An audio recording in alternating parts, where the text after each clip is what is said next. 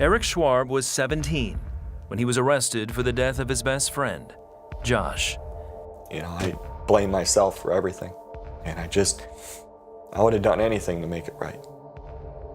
The two were always hanging out. They especially liked playing together on their high school basketball team. Josh was extremely gifted. He was much better than I was, but he always pushed me. He was just a fun-loving guy. He didn't care what people thought about him. On a Friday night in September 1998, Eric was giving Josh a ride home when a girl they knew passed them on a two-lane road. I remember Josh looking at me and goes, "Are you gonna let her do that to you?" I got alongside of her and I looked over and I noticed out of the corner of my eye the headlights of a truck coming up the hill.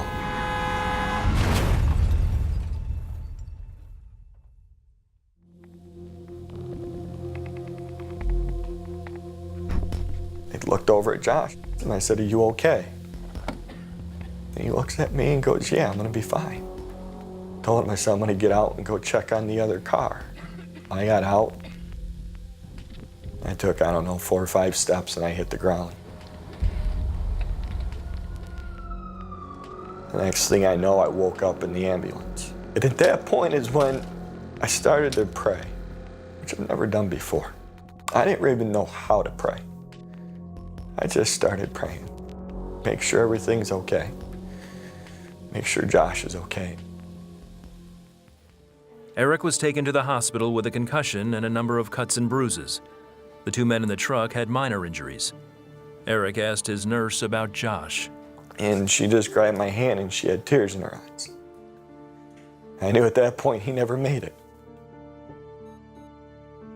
I thought my life was over. Everything.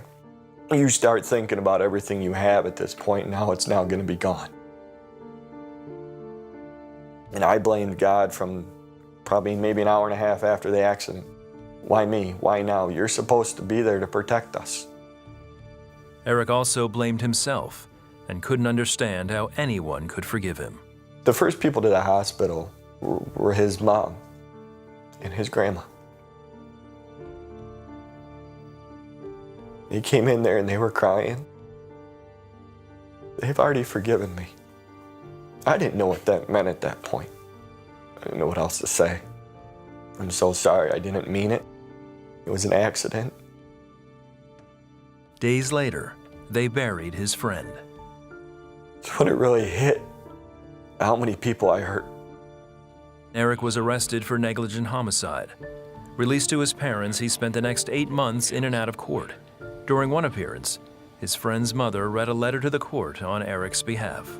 Here she is, begging the judge, for the most part, pleading with the judge not to put me in jail, not to ruin my life. And in my mind, I'm thinking, why are you doing this? I don't deserve this. I deserve to go to jail. Eric was only given 4 years probation with community service, but memories of Josh dominated his thoughts. I went to drinking. I went to smoking marijuana just to forget about all of it.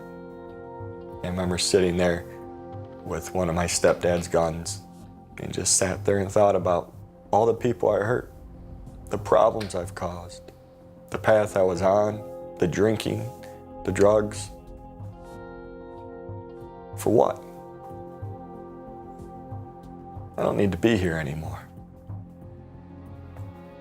I just never could do it. Over the next 16 years, Eric continued to struggle with guilt and depression.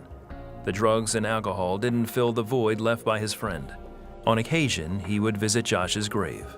I would feel peace for a moment, and something always would come up. Something would remind me of the accident, remind me of what I went through, and it was right back to it again. Right back down to blaming myself, feeling sorry for myself. But on a graveside visit in October 2014, Eric's thoughts turned elsewhere. I just sat there and just started praying and just asking God if there's anything left for me to do here on this earth, just point me in the right direction. Eric started reading the Bible and going to church. As he did, he discovered an important truth. But I found out that there was people in the Bible that weren't perfect, that did bad things. And Jesus forgave them. Eric asked for and accepted God's forgiveness. It was just such a surreal moment of I gave it all up, everything. And when I truly repented and I gave up everything, the drinking, the drugs, it was gone. Well, I know what that void is. The void was Jesus. The void was Christ. He also felt the weight of Josh's death was finally lifted. There was a sense of hope. Others have forgiven me for what I've done already that I didn't know. Everything changed. The way I thought, the way I felt, the way I started to see things, just clear. In 2015, Eric married Michelle, and today they have a beautiful daughter. He's thankful for the freedom of forgiveness he now has through Jesus Christ. It's a feeling of just peace, to know that He's our Savior, and to wake up every morning with forgiveness from Jesus and thank Him every day for that forgiveness. That's all you need.